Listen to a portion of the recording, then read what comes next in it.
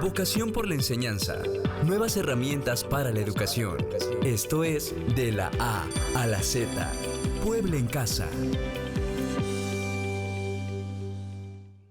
Hola, ¿qué tal? ¿Cómo están? Muy buena tarde. Qué gusto saludarles en este espacio de la A a la Z Puebla en Casa que estamos transmitiendo totalmente en vivo a través de nuestras señales de SET Televisión, de SET Radio y de la Red Estatal de Radiodifusoras, llegando prácticamente a todos los bellos rincones del estado de Puebla. Qué gusto que nos están sintonizando y también mandamos un saludo y siempre un agradecimiento muy afectuoso a nuestro compañero Alejandro Filiberto y a Autensi Cruz, que está interpretando todo lo que en este programa se dice a través de lengua de señas mexicanas. Muchas gracias, Alejandro, por tu participación y tu colaboración en este programa. Recordarles rápidamente que hay dos líneas telefónicas que nos van a servir para cualquier proceso que realice la dependencia, cualquier, asunto que usted tenga con respecto a la educación, el aprende en casa de sus hijos, esta educación a distancia desde que inició la pandemia. Usted puede marcarlo si es el 2222 29 38 20 y 22 29 38 25. Márqueles en un horario de 9 de la mañana a 3 de la tarde. Le atenderán con mucho gusto para cualquier duda que tenga usted con respecto a los procesos que realiza esta dependencia. Ahí están estas dos líneas listas para atenderles. También haremos énfasis, como todos los días, y no hay que bajar la guardia en estas acciones que son imprescindibles en este pacto comunitario, en esta labor de equipo que estamos haciendo todos para evitar que haya más contagios. Vamos a lavarnos frecuentemente las manos con agua y jabón. Cada vez que tengamos a la mano el agua y el jabón hay que hacerlo, así como desinfectar y limpiar objetos y superficies de uso común, manteniendo siempre una sana distancia con aquellos que nos rodean. Si platicamos con alguien, nos escuchan perfectamente en 1.5 metros o 2 metros, no hay que acercarnos más. Utilizar siempre el cubreboca cuando vayamos a salir de casa en forma adecuada, que nos tape desde nariz hasta la barbilla y no tocarnos la cara. Así que estas son las 5 principales acciones de este pacto comunitario, y ahora que se acercan ya los periodos vacacionales de Semana Santa, hay que cuidarnos, hay que estar en casa, hay que evitar las reuniones y las aglomeraciones siempre con sana distancia y llevando a cabo todas estas recomendaciones del pacto comunitario. Recordarles también algo importante, que el periodo de preinscripción a niveles escolares será hasta esta semana, todavía de manera totalmente presencial en Las Cordes, que le quede más cercano a su hogar, y que hay una línea telefónica para que le den toda la información de la documentación que va a necesitar, de todo lo que debe tener a mano y de dónde debe acudir si es que hay que sacar alguna cita, porque todo se está haciendo, por supuesto, con todas las medidas de seguridad. El teléfono es el 2223 09 55 60 y le atenderán en un horario de 8 de la mañana a 6 de la tarde. ¿Qué es esto del proceso de preinscripción? Bueno, pues es justamente para todos aquellos alumnos y alumnas que por primera vez se van a incorporar al sistema educativo en el estado, o que van a pasar de un nivel al otro, de preescolar a primaria o de primaria a secundaria o de secundaria a nivel medio superior. Tienen que realizar este proceso de preinscripción, al igual que aquellos que vienen de otros estados y que vienen también del extranjero. Repito la línea 2223 09 55 60 en un horario de 8 de la mañana a 6 de la tarde. Y bueno, estamos hoy en el Día Naranja. ¿Qué es eso del Día Naranja? Bueno, pues es el día en que la ONU determina que mes con mes vamos a hacer conciencia sobre la violencia contra las mujeres y las niñas, y nos piden que llevemos algún símbolo naranja, que nos vistamos de naranja o que tengamos la oportunidad de hacer conciencia. Y este programa también de la A a la Z Puebla en Casa ha tenido en cuenta este tema, y lo vamos a tratar con una especialista que me da mucho gusto presentarla, porque además ha participado ya en diferentes foros de esta estación del Sistema Estatal de Telecomunicaciones, ha sido invitada en diferentes programas y me da mucho gusto tenerla ahora aquí de la A a la Z Puebla en Casa. Se trata de la psicóloga Ana Laura Gamboa Muñoz. Ella es académica, académica de tiempo y además es responsable del Observatorio de Violencia Social y de Género del Instituto de Derechos Humanos Ignacio Ellacuría de la Universidad Iberoamericana Plantel Puebla. ¿Qué tal, Ana Laura? Qué gusto tenerte por aquí. Bienvenida. Hola, muchas gracias. Gracias por la invitación y pues me siento muy contenta de estar aquí justamente en un día de los 25 que pues nos ayuda a entender esta problemática que desafortunadamente le estamos viviendo tan actual, pero tan visible también. Y fíjate que justamente esto que hoy se va a hacer en este programa es crear conciencia, hablar del tema, porque si no hablamos del tema, pues no vamos a poder encontrar esos elementos que nos pudieran afectar a nosotras o que pudieran estar afectando a amigas, compañeras, familiares. Se trata justo de eso, que se trate el tema, que se aborde, que se discuta, que se diga que en qué puntos debemos tener cuidado, por qué se llama violencia contra las mujeres, cómo nos vamos a dar cuenta. Y por eso el hecho de que tú estés aquí nos da muchísimo gusto. Muchas gracias, pues yo encantada de estar aquí. Y bueno, quisiera iniciar diciendo que la violencia contra las mujeres, contra niñas y adolescentes, pues es un problema social de interés público y representa una grave violación a los derechos de las mujeres. Esto inhabilita el pleno desarrollo de las capacidades y el ejercicio pleno de su vida. Esto pudiera parecer de repente grave, ¿no? O no sé si así es lo que justamente ocasiona una violencia contra las mujeres, la inhabilitación en muchos sectores.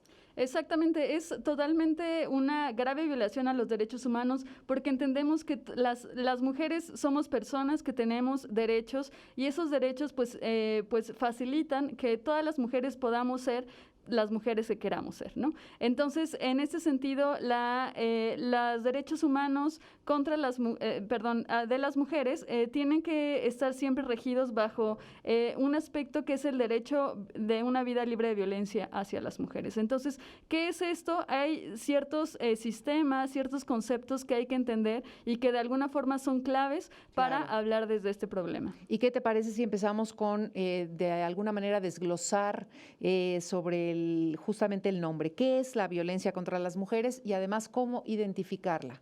Sí, mira, la violencia contra las mujeres la podemos entender como toda acción u omisión basada en su género, es decir, por el simple hecho de ser mujer, y se ejerce de manera intencional, busca causar daño o sufrimiento y es un instrumento de control y sometimiento de las mujeres. También es importante decir que está enraizada en una cultura machista y patriarcal que reproduce ideologías, creencias, estereotipos y comportamientos que favorecen la discriminación hacia las mujeres.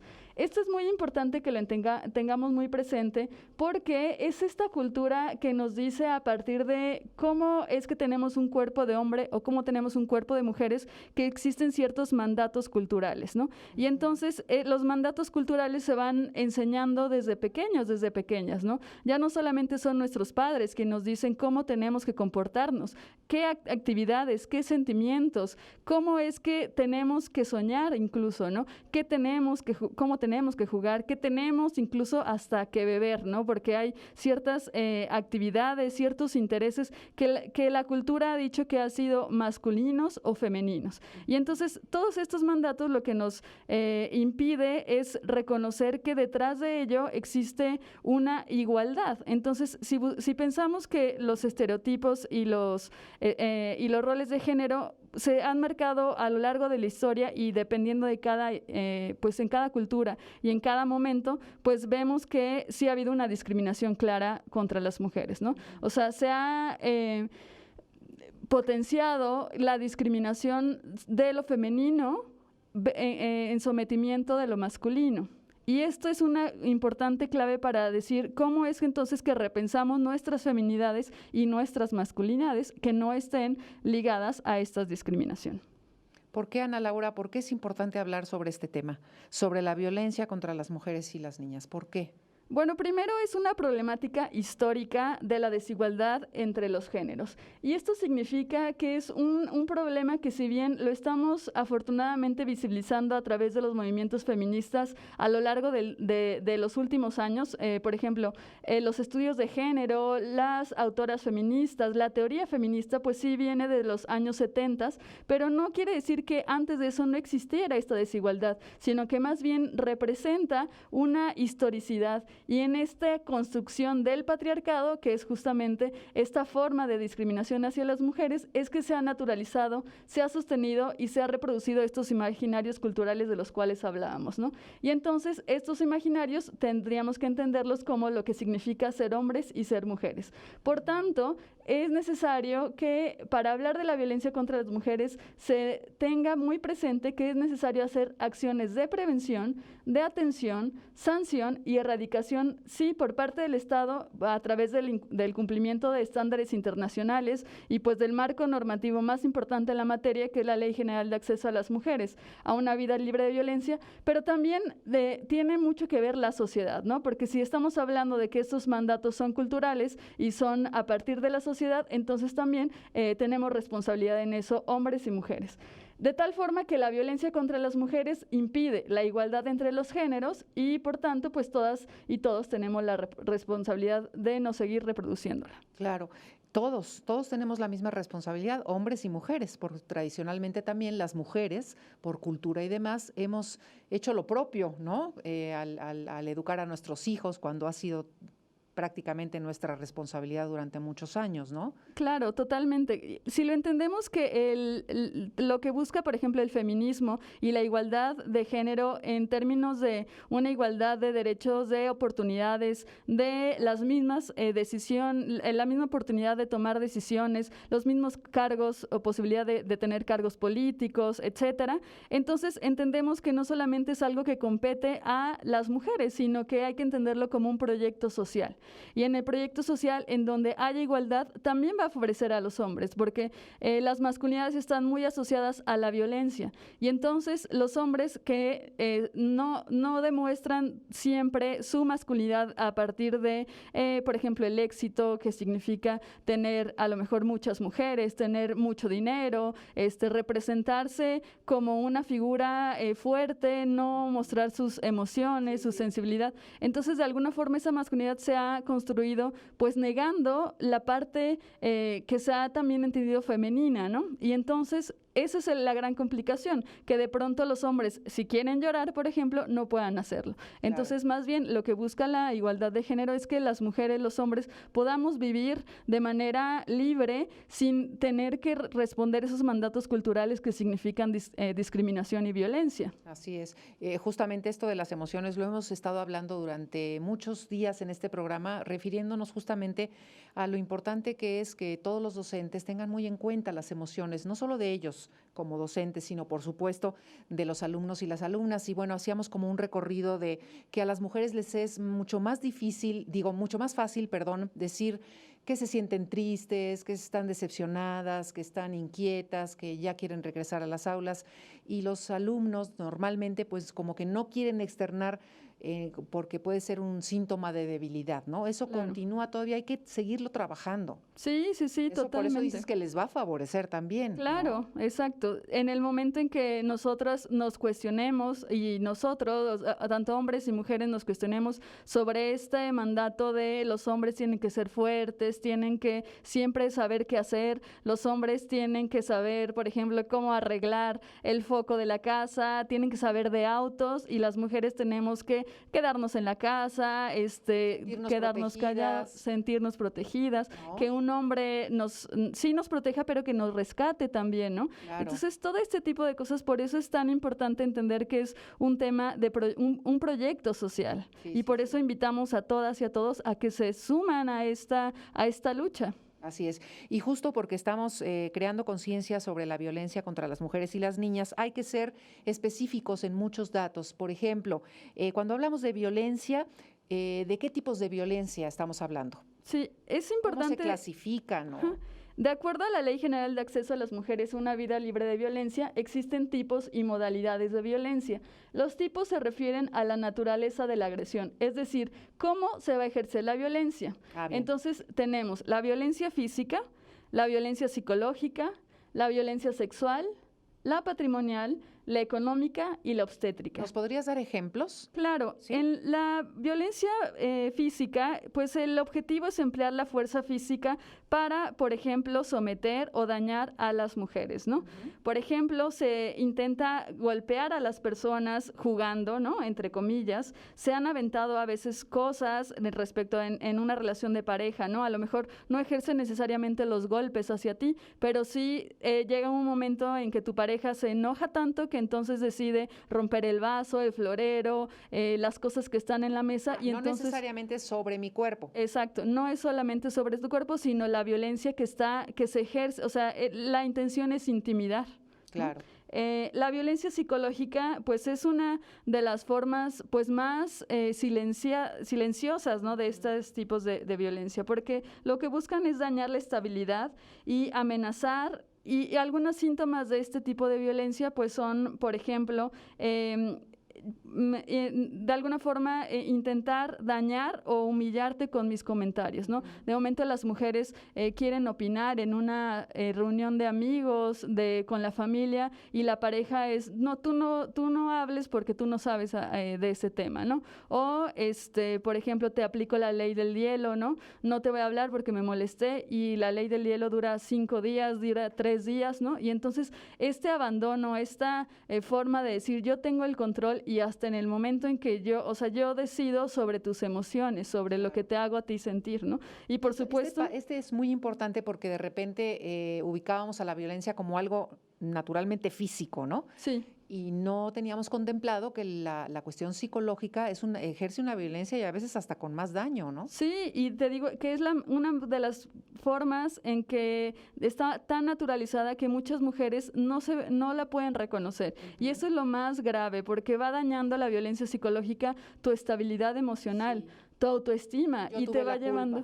Exacto, yo tuve la culpa, te va llevando a la depresión también. Entonces, de pronto, si uno piensa en la problemática de la violencia, sí física y psicológica, nos damos cuenta que las mujeres, pues a veces en este círculo de violencia no pueden salir de esa relación violenta, pues porque consideran que su agresor es el todopoderoso. Sí, claro. Y entonces no va a haber alguien más que las ame. No tienen las herramientas suficientes para salir de ello. Entonces, no es una respuesta tan sencilla de salir, o una forma tan sencilla de salir de este círculo. Y bueno, la violencia sexual se refiere, sí, por supuesto, a esta intimidación a partir del hostigamiento, del acoso, ¿no? Es importante decir que, pues, en las calles a veces las mujeres no nos sentimos, pues, seguras, ¿no? Que tendría que ser un espacio seguro. Entonces, caminar en las noches, escuchar de pronto estos que se dicen piropos, ¿no? Pero los piropos no están relacionados necesariamente a nuestra persona, sino más bien al cuerpo que claro, habitamos, ¿no? Y entonces, objetivizar ese cuerpo, pues, resulta pues bastante grave. Ahora, en casa, con mi pareja, también puede haber una violencia sexual. Sí, y que desafortunadamente también está muy naturalizada. Pensamos que al tener una pareja, al ya estar en matrimonio, pues estas frases de es que le tengo que cumplir, ¿no? O a veces, pues hombres, sobre todo cuando consumen mucho alcohol, llegan de fiestas y entonces obligan a las mujeres a tener relaciones sexuales, a ciertos tocamientos que las mujeres no quieren, no desean, pero de alguna forma la presión que se ejerce sobre si no accedes a eso, entonces buscaré a otra mujer, a otra persona, claro, pues entonces es bastante grave. La patrimonial. La patrimonial tiene que ver con retener o sustraer bienes, pues sí, bienes físicos, pero también los derechos a esos bienes. Por ejemplo, hay parejas, hombres, sobre todo cuando estamos hablando de esta violencia contra las mujeres, que en un ambiente de violencia, pues sustraen los documentos, tanto el acta de matrimonio, el acta de nacimiento, de los hijos, por ejemplo. Hijos, claro. De alguna forma es someter a las mujeres diciendo, tú no puedes salirte o no puedes pues pedir el divorcio porque yo tengo estos documentos, ¿no? También en el momento en que las mujeres, sobre todo en las comunidades y pueblos indígenas, las mujeres aún pues se les impide ser dueñas de las tierras, ¿no? O a veces se les presiona también a que firmen ciertos derechos sobre esas propiedades, porque los hombres son los que saben de eso, ¿no? Porque como yo no sé y porque hay muchos trámites que hacer, entonces yo, o sea, con la plena conciencia y el dolo, ¿no? Entonces yo te intimido de esa forma. La violencia económica.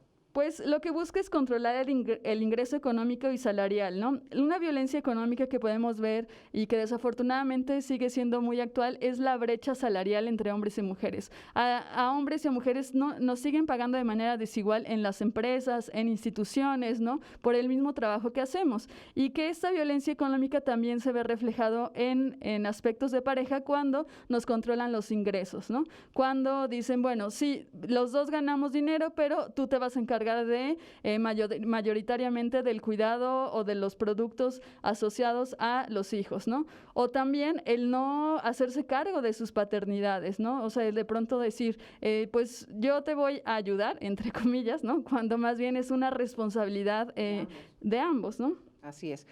¿Y la obstétrica? La obstétrica se refiere a toda la violencia que es antes, durante y después del parto. Esta violencia obstétrica es importante en el estado de Puebla porque justamente pues ha habido ya ciertas recomendaciones a ciertas instituciones en donde el acceso a la atención o sea, con un trato humanizante, pues, realmente no se está dando hacia las mujeres. A veces el personal médico, pues, esteriliza a las mujeres sin su consentimiento, ¿no? No las deja decidir sobre estos partos si son a partir de natural o, pues, a partir de otros en cesárea, perdón. Y entonces vemos que esta forma de intimidación y de no poder decidir sobre el cuerpo de las mujeres, pues es algo bastante grave, ¿no? Hay mujeres que porque no son atendidas por el personal médico, pues mueren junto con ellos, pues los hijos, las hijas que tienen. Ahora, estos tipos de violencia que nos acabas de enumerar se pueden dar en diferentes ámbitos. Exactamente, y eso es lo que nos referimos en las modalidades, que son los tipos de relación que existen en estos lugares o los lugares en donde se ejercen. Por ejemplo, es el ámbito o modalidad familiar, laboral o docente, la institucional, la comunitaria y la feminicida. Esto es muy importante que se cruza, ¿no?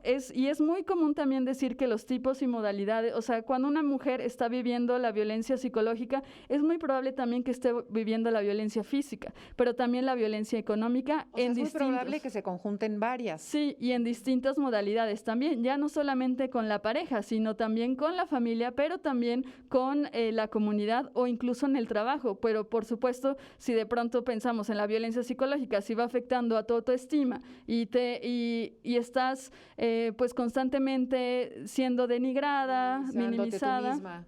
Esa violencia pues también se puede ejercer de tu jefe hacia ti, de tus propios compañeros, y entonces eso es lo grave del asunto que se va combinando. Oye, Ana Laura, y yéndonos específicamente al ámbito escolar, en las aulas, en las escuelas, en los espacios escolares, o incluso ahorita con esta educación a distancia, ¿qué podemos hacer para contribuir a la eliminación de este tipo de violencia contra las mujeres y las niñas? Sí, bueno, una de las cuestiones que podríamos empezar nosotros a contribuir para esta eliminación sería actualizar los contenidos curriculares en el sistema escolar con perspectiva de género y a favor de la promoción de los derechos humanos. También proporcionar programas y espacios que favorezcan la deconstrucción de masculinidades tóxicas asociadas a la violencia. Elaborar programas de detención temprana de violencia en las relaciones de pareja para mujeres y participar en ellos. También lo que tenemos que hacer es evitar reproducir estereotipos y roles de género en el estudiantado, en las clases y fuera de ellas. Identificar si tú o alguna mujer cercana a ti vive una relación violenta y pues finalmente acercarte a pedir ayuda, ¿no? Esto sería lo que podemos hacer principalmente. Vamos a desmenuzar un poquito, por ejemplo, actualizar contenidos curriculares en el sistema escolar. Sí, a esto nos referimos en que la educación debe estar siempre velando por los derechos humanos. O sea, cuando tengamos una educación, unas materias en los planes de estudio donde estén buscando la igualdad entre los géneros y donde se vaya construyendo un ambiente sin violencia, un ambiente seguro que incluya justamente la diversidad y construir desde la cooperación de ambos géneros, pues en ese momento estaríamos hablando que las currículas estarían pues desde una perspectiva de género. También que la escuela pues sea en este espacio seguro en el que se conozca una política, y una política tiene que ver con los protocolos cuando existen casos de violencia, pero no solamente en la forma de atender, sino también de prevenir. Respecto a los estereotipos y roles de género, pues es importante que tanto el profesorado como el estudiantado, como los directivos, pues no poner ejemplos sexistas, ¿no? Cuando estén impartiendo sus clases. Por ejemplo, no hacer estos de pronto participaciones de qué opinan ustedes, niños, y a ver, háblenos de los coches, qué les gustaría hacer, ¿no? Les gustaría, incluso hasta los propios imaginarios, ¿no? A veces pensamos que en nuestra forma de impartir las clases, pues vamos introyectando sí, claro, también unas ideas que no están necesariamente a favor de la igualdad, ¿no? Y a las mujeres, pues por otra parte, las estamos pues promoviendo que sean amas de casa, que estén en espacios más bien ¿para qué privados. estudias y no? Exactamente, entonces más bien ejemplificar y hablar de tanto hombres y mujeres que cómo han estado en la historia de México, ¿no? O sea, conocemos que ha habido pues hombres que han estado, o sea, que han apuntado a una construcción histórica en México, pero ¿qué pasa? ¿Dónde hemos estado las mujeres? Entonces, ese también es un gran reto, que el profesorado pues también hable de las mujeres, donde hemos estado. Claro. Esto de echar marcha atrás a la construcción de masculinidades tóxicas pareciera como un objetivo un poquito difícil de cumplir, sobre todo si tu entorno ha sido así siempre, ¿no? Pero nada es imposible. Claro.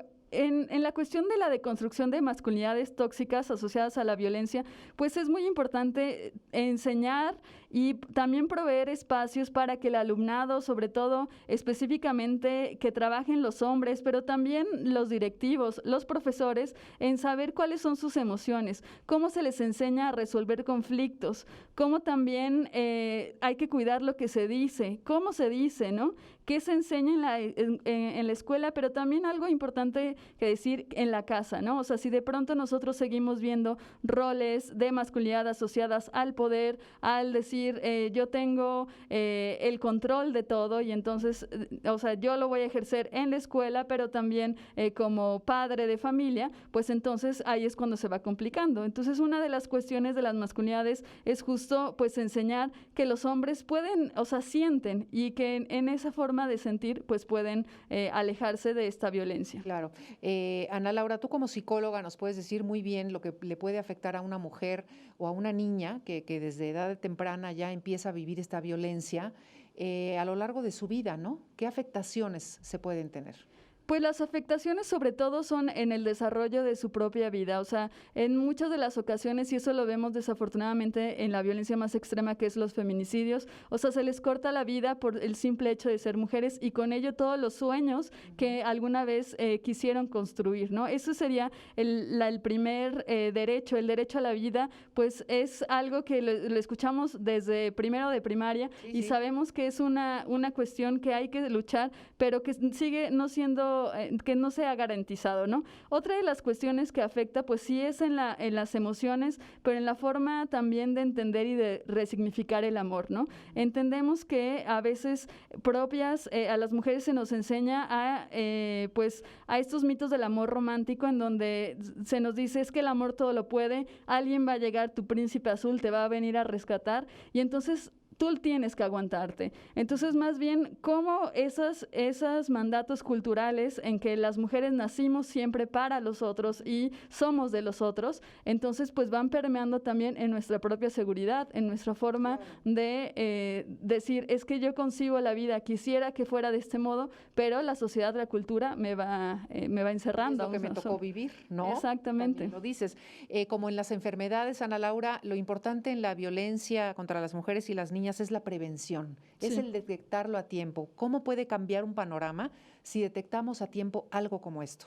Totalmente puede cambiar, o sea, primero porque es necesario justamente identificar estas señales de alarma, ¿no? O sea, en el momento en que nosotras en las escuelas estemos hablando de este tipo de violencia, podamos mostrarle también a los hombres, pero principalmente a las mujeres, cuáles son sus derechos y esos derechos que están basados en una igualdad. Entonces, las mujeres, es esta palabra de empoderamiento, ¿no? Que de alguna forma es fortalecer cuál es tu modo de proceder, tu modo de vivir como mujeres y que tiene que estar en el ámbito familiar, en el ámbito de pareja, sin violencia. Y no es algo sencillo, por supuesto, pero lo importante es justamente, entre más alcemos la voz, entre más conozcamos de nuestros derechos, pues entonces podemos también exigir, pero también construir espacios donde justamente se permita este tipo de relaciones distintas. Así es, y alzándose las voces, se han alzado muchas últimamente y eso nos da muchísimo gusto. Gracias a la psicóloga Ana Laura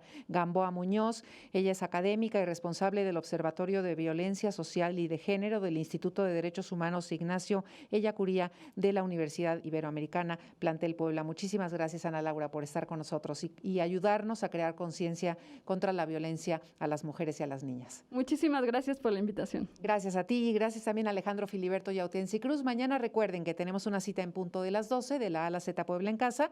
Por lo pronto, que tengan muy buena tarde. Gracias. Esto fue De la A a la Z, Puebla en Casa. Un viaje por el conocimiento de las nuevas tendencias digitales en la educación.